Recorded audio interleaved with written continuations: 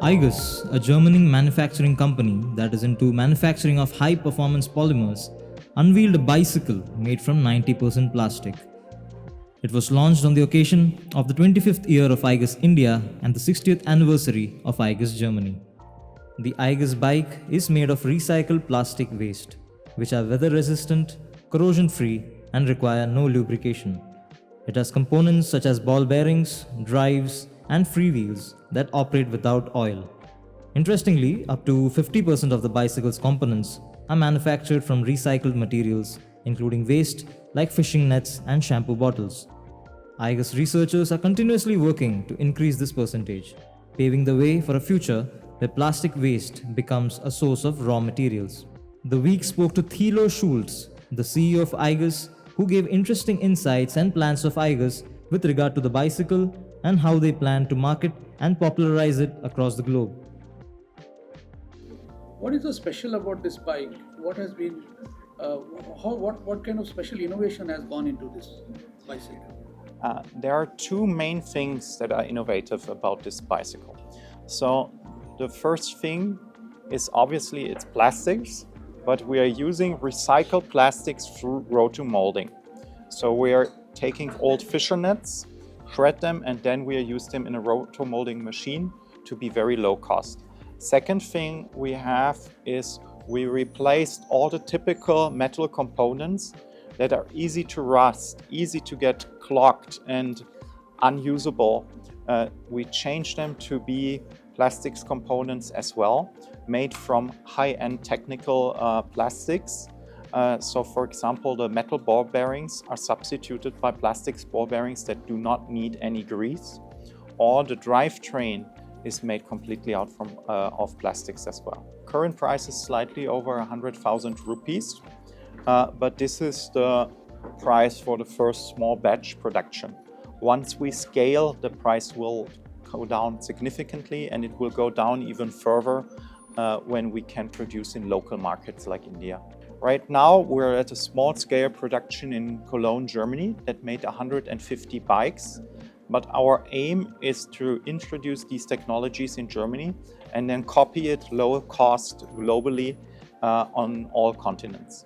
Though India is putting the challenges of scaling production, local production, and into the focus. But I like the Indian people are very open for new things, new designs. So the feedback is much different than in Europe, where everybody asks, this doesn't look like a standard bicycle.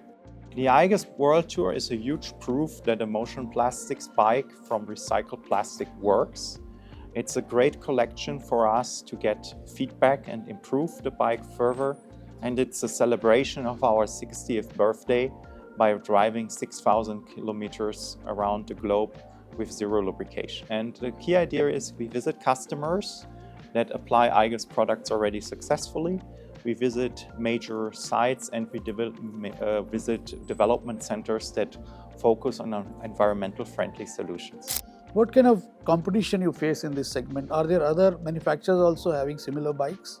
No, this bike with a roto-molding approach, it's completely unique in the market, and we're working on patents to save this market position.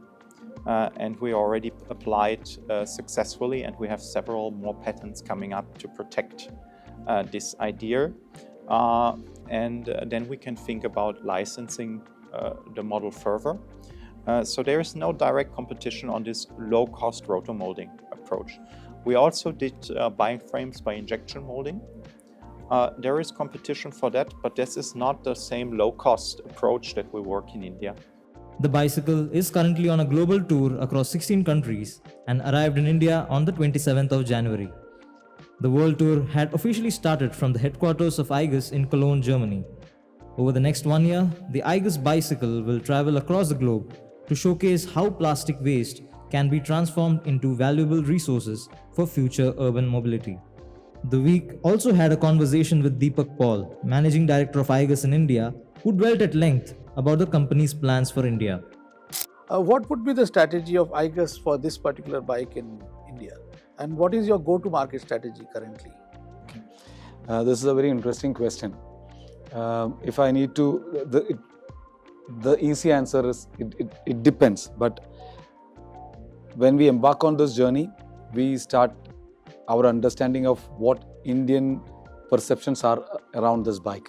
So there are two aspects to this bike. One, as a very niche lifestyle product, which is very good, and people would like to buy it more from a passion point than a utility point. However, our attempt and our hope is that we are able to bring them very close, that the passion as well as the utility point comes in very well. So we are also in India, we are also very eagerly looking at how the market could respond to it. And as Thilo might have already, our CEO Thilo might have already told you, we are looking at the next scaling strategy that we will be coming out with 5,000 bikes across the globe, largely focusing on the European market because it's a much more evolved market where people ride a bike more for fun than moving from point A to point B. The development of that market could also give indications to us, and that will also give us an idea of the scale. Once we see a possibility of scaling, we also would have the possibility of bringing production into India. And as you might have seen in our presentation slides, we already have the possibility of local sourcing. We have already sourced close to 3 tons of the similar waste, ocean waste that we need for these bikes. So with these two things, at this point of time, I cannot say anything in firmness, but we are very hopeful that the Indian market, we are traditionally very attuned to keeping our environment clean. Generally, prices across markets are regulated based on various factors like cost of living and parity. So, of course, we will have to be mindful of that. We will have to benchmark it not on the European price levels, but of course on the Indian price levels. And we are confident that with also the scales that we can promise, in the end, it will be a product at par with the local products that are available. And this is what we are hoping for. We already said the initial phase we would like to be online. It will be platform based. How we will place it as a part of our website or as a separate part from where you could land, we are not yet decided. All these will be as an evolution. But definitely at this initially we will not go through retail networks or channel networks, because that would only add a layer of margin and it might just add to an additional cost. And of course that is a route that we will take if the volumes are there.